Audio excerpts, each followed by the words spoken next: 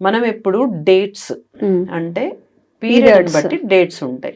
Period అంటే day 1 మనకి ఈరోజు పీరియడ్ స్టార్ట్ అయితే వాళ్ళని డే 1 అంటాం ఆ డేట్ని. డే 2 డే 3 డే 4 అలా ఉంటాయి. సో అండం విడుదల ఎప్పుడు ఉంటే అప్పుడు కంపల్సరీగా భార్యాభర్త ఇంటర్ కోర్స్లో పార్టిసిపేట్ చేయాలి.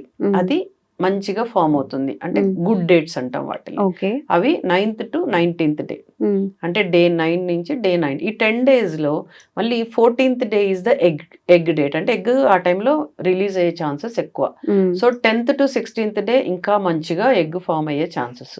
సో ఈ day 1 day 2 day 3 day 9 day 10 ఎలాగ అనుకుంటామంటే రెగ్యులర్ పీరియడ్ ఉండే వాళ్ళకి మాత్రమే అది వీలవుతుంది. ఇర్రెగ్యులర్ పీరియడ్ అంటే 35 డేస్కు 40 డేస్కు 60 డేస్కు అట్లా వచ్చే వాళ్ళకి ఈ ఎగ్ డేట్ని మనం చెప్పలేము. ఓకే. సో ఎగ్ డేట్ ఎలా చెప్పగలుగుతాము? రెగ్యులర్ పీరియడ్ అంటే 90% వాళ్ళకి రెగ్యులర్ పీరియడ్సే ఉంటాయి. అంటే 28 days cycle or 30 days cycle or 35 days cycle. అంటే వీళ్ళకి ప్రతి 30 డేస్కి వస్తుంది.